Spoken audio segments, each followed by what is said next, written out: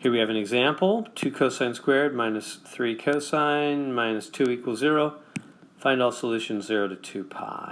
Okay, let me bring it down here. 2 cosine squared of t minus 3 cos of t minus 2 equals 0. Okay, so how do we handle something like this? Notice that we have cosine is our only, we only have one type of trig function, just cosine. We don't have sine or tangent or anything else. Just cosine, but it's cosine squared and cosine to the first, right? We have cosine squared and regular cosine, both. Let's go look at the notes. So, coming up here to the top, only one type of trig function? Yeah, we just have cosine. First power only? No, no. Second power only? No, no, no, not just second power. Here we are, first and second power. Yeah, that's us. First and second power, okay, get it equal to 0, then factor with parentheses, then set each part equal to 0. So for example, you have this, get a 0, factor with the parentheses, each part equals 0, solve each part. Okay, so that's what we have to do. So step 1, get a 0, there already is a 0, and factor, meaning with the 2 parentheses.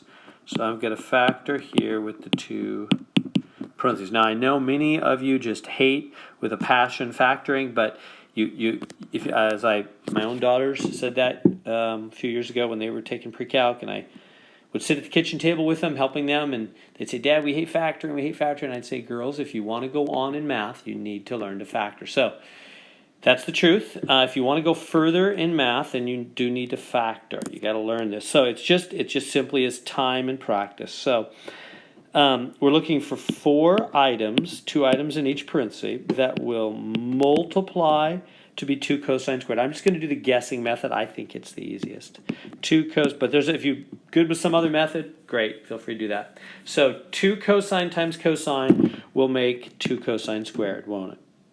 And now I'm going to jump to the back. I'm going to say these guys have to multiply to be minus 2. How can they multiply to be minus 2? Well, that's a good question. Let's put in the numbers first off, and then we'll do the signs afterwards. What if it's 2 and 1? Now that's different than 1 and 2. The order matters because somebody's with a 2C and somebody's with a regular C. So is this direction right? There's only one. Notice I haven't put any pluses or minuses in yet. I'll do that after. I'm just going to check now. So that's the main thing. That's what you got to do, is you just got to practice by checking. So let's check. So this guy goes to both these. That'd be what? 2c squared, 2c, boom, boom, 2c, and 2. Now, we got the 2c squared, we got the 2 in the back, 2. We could make it negative. I haven't put the signs in yet. We could do that. But look at the middle. This is not going to work. Look at this. 2c and 2c. There's no way they're going to make minus 3c, right? If you add them, it's 4. If you subtract them, it's 0. No way. That's why I didn't bother to put in the signs. I just want to show you there is no way this is going to work out. No way. No matter what pluses or minuses you put in, no way 2c and 2c are ever going to make minus 3c in the middle. No way. This is wrong. Our setup is wrong. What do you got to do? You got to switch these guys. A 1's got to go here and a 2's got to go there. Let me give you a hint to speed you up. It's never going to be the case. It could have never been 2 2's in the same parenthesis. You're never going to have the same number in the same parenthesis twice like that, or anything in common. Like you can never have a 2c and a 6 in the same. Why not? Because you could factor out a 2. You're never going to have 2 numbers in the same parenthesis that have anything in common. So if you knew that, then you wouldn't have even tried 2 and 2, or I was just showing you. But so I tried it, but that'll speed you up. All right, let's keep going. So let's go back here, and I'm going to switch this and this. I'm going to put the 1 there and the 2 there. Now let's check that. Okay, no signs again. We'll put the signs in the end. Here we go. First to both, second to both. 2c squared, whoop, I'm putting plus. It's not a plus, it's just a 4c. So this first one just went to both those, right? First to both. 2c times c is 2c squared. 2c times 2 is 4c. He's done. Now this guy is going to go to both. 1c and 1 times 2 is 2. Anyway, they can now put in the correct signs. How can they make minus 3c in the middle? Oh, minus 4 plus 1, huh? That can work. So how do you get minus 4 plus 1? You got to put the minus here and the plus there. Do you see that? Because 2 times minus 2 makes the minus 4. And plus 1 times c makes the plus 1c. And then plus 1 times minus 2 makes the minus 2 at the back. And that works. This is minus 3c. See how that checks out? That's the same as the original. Do you see that? So you just got to fiddle with it till you get it to work. Just takes practice. Just keep foiling it out. Foiling out. The more you foil it out, the more you multiply it out, the faster you'll get. And pretty soon you'll be able to see these. That's what people in higher math classes, calculus and beyond, are able to do. They've done it so many times they can just see it happening in their head. Whoops, I lost the signs. What was it? Minus here and plus there. There we go. All right. Now, step 2. Each part equals 0. So I take this first part. 2 cosine t plus 1 equals 0. Take the second part. Cosine t minus 2 equals 0. Now why?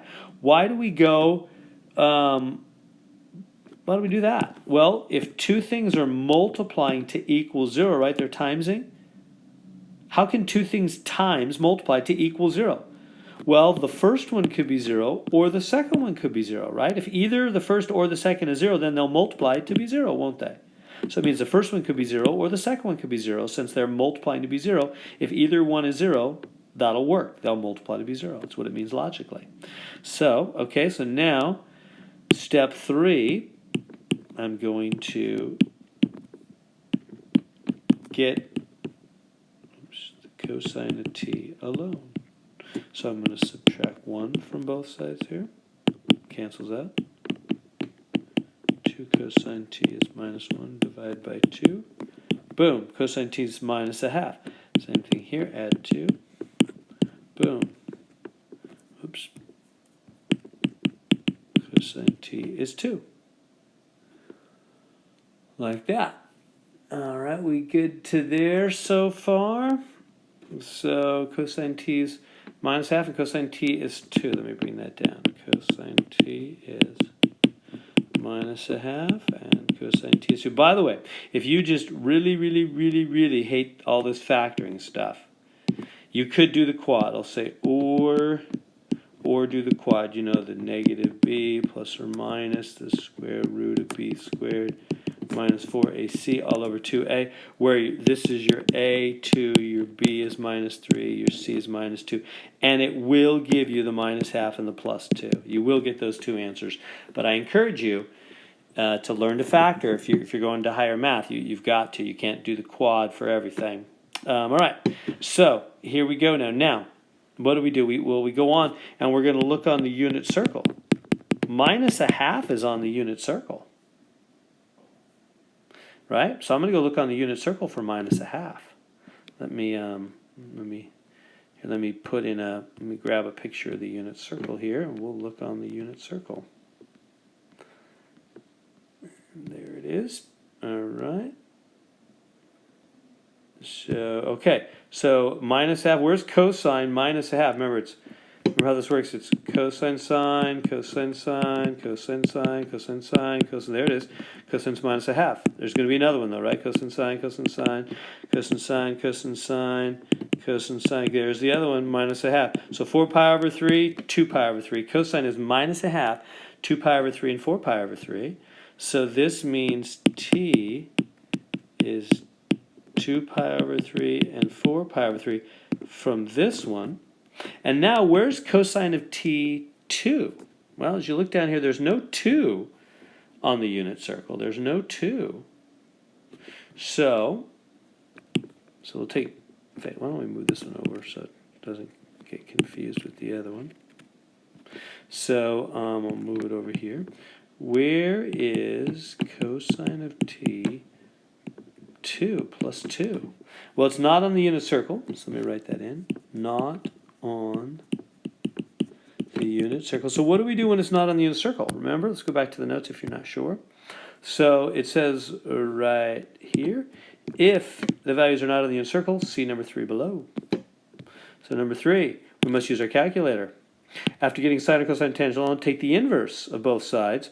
But before hitting inverse, change it to positive over there. All right, let's do it. So I'm going to say, okay, I'm going to have to hit inverse here. So I'm going to go, it's already positive, so I'm going to go cosine inverse. Cosine inverse. This will cancel, right? Because cosine inverse on both sides, cosine inverse is the opposite of cosine. Right? It's the opposite of cosine. So it cancels out cosine on this side, and when you do cosine inverse to the other side, you just use your calculator. So when you hit that on your calculator, you're going to get an error. You can try it. Make sure you're in radian mode. We're in radian mode.